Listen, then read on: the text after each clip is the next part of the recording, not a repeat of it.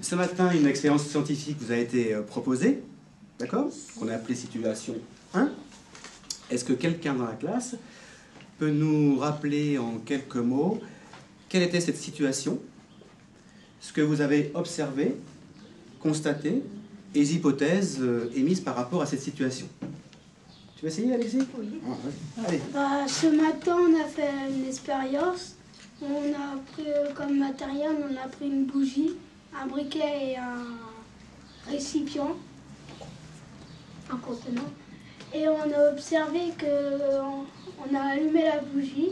Après, on a mis le contenant au-dessus de la bougie, à l'envers.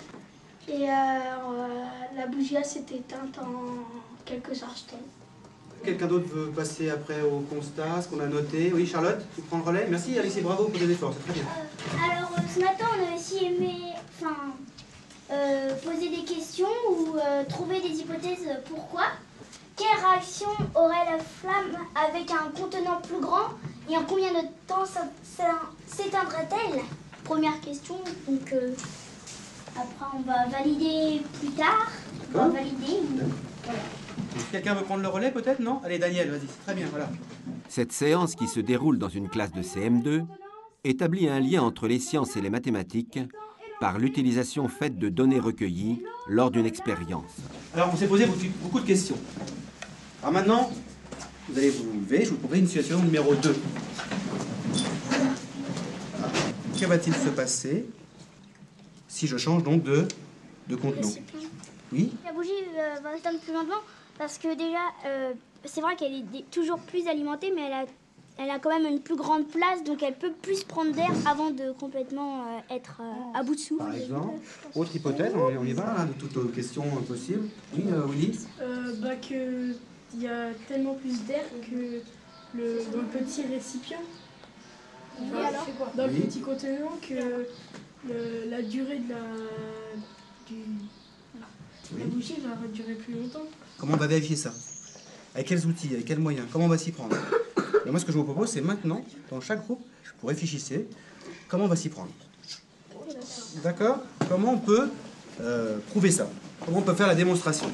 Et puis après, eh bien, ensemble, eh bien, on va vérifier si ça fonctionne. D'accord? On réfléchit? Prouver. D'accord? Oui. Alors on va allumer la bougie et on va la faire, on va la retourner un contenant pour éteindre la bougie.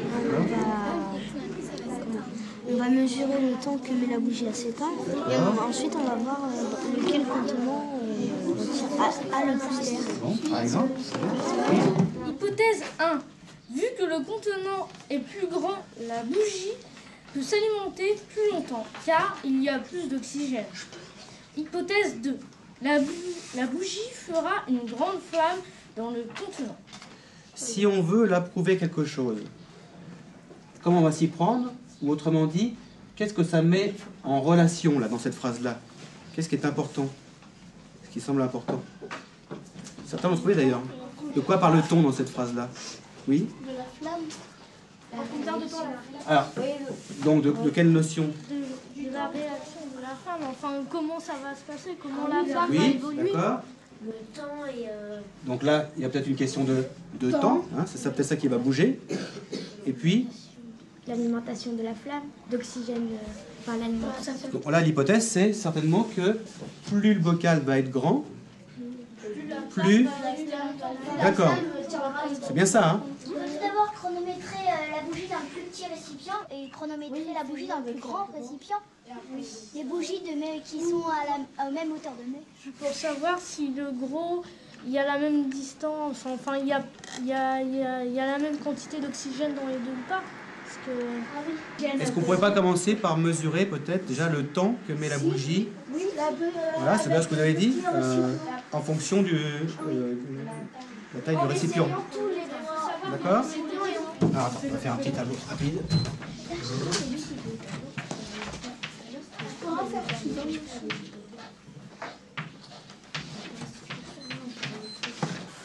Et là, qu'est-ce qu'on a fait? On a mesuré Le temps. le temps. Non. Avec quelle unité? Temps en quoi? En secondes, hein? Temps. En seconde. Temps. Allez, vous êtes prêts? Oui. De toute façon, c'est seulement quand je mets le... On va la laisser. Bon. 1, 2, 3. On laisse passer les 30.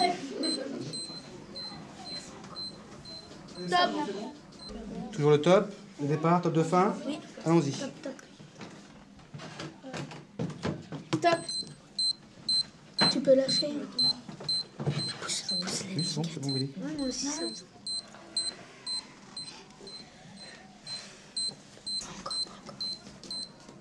Là. Alexis Pile. Mais il n'y a personne qui a dit stop. Pile.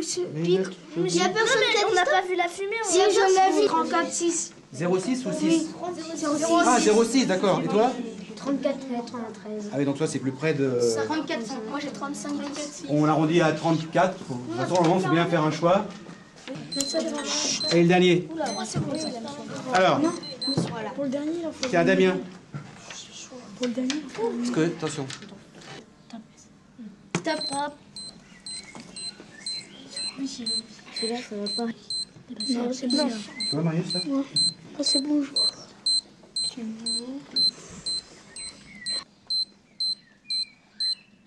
Top. Oui. Top, exactement même temps qu'il a 43, appuyé. 99. Donc presque 44. 43, 64. Alexis, On prend le 44. Oui, 43, 78. Maintenant, on a bien montré que plus le contenant est grand. est grand, Plus ça met du temps à... d'accord. Ah, c'est Le temps, on l'a mesuré, donc on a été précis. Maintenant qu'on dit plus le contenant est grand, cette notion-là, est-ce que vous en pensez? Est-ce qu'elle est précise, cette notion-là? Alors qu'est-ce qu'on pourrait faire maintenant, peut-être? Leur taille, Alors. mesurer leur taille. Alors, comment mesurer, là? Comment on s'y prend? Avec une Oui. Je me souviens plus si c'est le rayon ou le diamètre pour, Le rayon. pour la... Oui.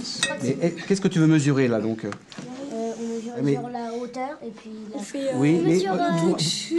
est-ce qu'on sait faire ça? Ah oui, bien sûr. Alors, qu'est-ce qu'on pourrait peut-être utiliser dans tous nos outils, ce qu'on sait, nos connaissances, pour mesurer les différentes tailles, entre guillemets, hein, de ces contenants? Avec un bécher. Comment ça, avec un bécher? On met de l'eau dedans jusqu'à Oui. jusqu'à rabord et Oui. puis après on mesure avec le Donc on bécher. mesure quoi, en fait? On mesure la contenance. On sait faire ça ou pas? Oui. Bah alors, si on faisait ça? Peut-être.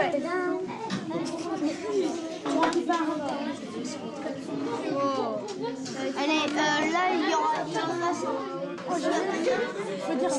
Là, vous en êtes à combien pour l'instant? Là, on en est à 400 plus 400 plus 400 plus 120 plus 40. D'accord. Donc Ok. 800, 1360, là on est. Là,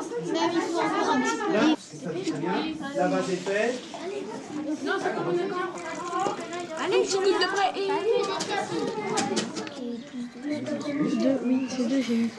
Ici, là. On a la même mesure. La base est en cours. Et ici. C'est-à-dire. C2, donc, on vous écoute. C2. 250 millilitres. On n'a pas besoin. Oui, tout à fait. Ensuite, 130 millilitres. Ouais, 130. donc ici 1380. J'ai mis ça. Donc c'est quoi? Mais c'est 5. C'est 5? Oui. 570. Ah bah oui, j'avais oublié plus de 15, ça fait bien 700. On se recentre un petit peu, venez après moi. Regardons, si vous me le permettez, un instant, le résultat du travail engagé. On a bien ici un ensemble de données, d'accord? Ok. Ici, l'évaluation du temps sur les différents contenants, et ici, de leur contenance, d'accord? Quand on observe ce tableau, est-ce qu'il n'y a pas une remarque qui vous vient à l'esprit par rapport à la question initiale? Oui, monsieur Marius. Je trouve que c'est équitable. Alors, qu'est-ce qui est équitable, là, Marius? Bah, le temps que la bougie reste dans le contenant, Et ça, tu... selon l'envergure du contenant. Oui, et si on va plus loin, quand on regarde tout le tableau, monsieur Tom? Plus la contenance est grande et plus le temps est grand aussi. Plus la taille des contenants sont grands. Comment on pourrait reformuler ça? Plus le bocal est grand, plus ça dure longtemps. plus Le temps que la flamme s'éteigne dure plus longtemps. Plus la contenance des bocaux sont grandes et plus le temps est grand. D'accord? C'est clair? Ouais. Bien. Une fois qu'on a cet ensemble de données numériques là, qu'est-ce qu'on peut en faire maintenant? Anaïs? On peut le mettre en graphique. En schématisant. Et en graphique, on sait faire ça ou pas? Bah oui. Qu'est-ce qu'on pourrait faire? On pourrait le faire en barre. En plus, on a. Alors en barre, sur la... Oui, d'accord. Ou sur de courbe? Oui, la courbe, elle va pas être régulière, mais elle va monter. Mais... Oui, elle va faire. Et à ton avis, elle va pas être régulière? Non, Bref. non. Non? À mon avis, non. Pas les mêmes bouts. Alors, on va essayer avec un graphique ou pas? Oui.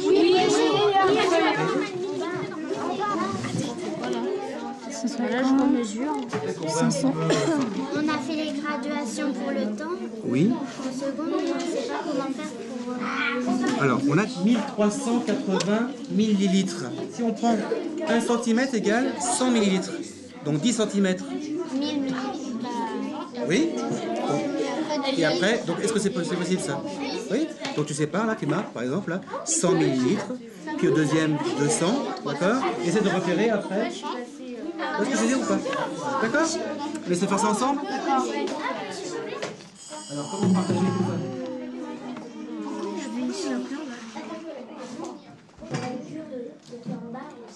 Ah oui, donc on trouve, peut-être ce sera plus simple. S'il vous plaît, lorsqu'on observe ce graphique-là, qui donne une certaine lecture de nos données numériques, là, qu'est-ce qu'on peut en conclure? Regardez bien ça, c'est intéressant. Oui? Que c'est un graphique proportionnel? Non, un graphique non. Oui? Régulier? Oui, donc il y a effectivement, entre le temps et la contenance, il y a bien un lien, d'accord? Donc là, c'est, on peut dire à peu près. À peu près.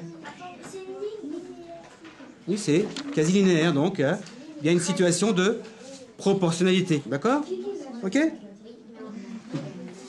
Ma femme m'a offert un beau vase de 1000 millilitres. Et moi, je voudrais savoir si je mets une bougie, d'accord? Que je recouvre la bougie de ce vase, combien de temps, à votre avis, la bougie va mettre pour s'éteindre? Marie? Entre 30 et 40 secondes, je pense. Oui. D'accord. Alors, regarde dans le tableau, comment faire pour peut-être être encore plus précis. Oui? On pourrait s'aider de la mesure du contenant 2. Comme c'est 250, on multiplie les deux mesures par 4. Et donc, ça donnerait? Ça fait 32. Est-ce que ça fonctionne? Bon. Vous êtes d'accord? Si j'ai ce problème-là, 1000 millilitres, c'est bien 4 fois 250 millilitres. Donc, je divise par 4 le temps. Donc, on a fait un travail qui est à la fois précis et qui mériterait peut-être encore Peut-être une validation supplémentaire. D'accord? Ça vous va ça? Je crois que les enfants ont eu un grand plaisir d'être dans l'action, de faire les choses eux-mêmes, de manipuler, de travailler à la fois en petits groupes, en grands groupes, individuellement, de mettre en jeu toutes ces compétences qui, pour eux, va leur donner du sens. On a pu observer là, manifestement, que certains enfants, qui sont vraiment en difficulté, ont trouvé du plaisir, ont été actifs, et ont pris même des initiatives, et ont été même parfois meneurs.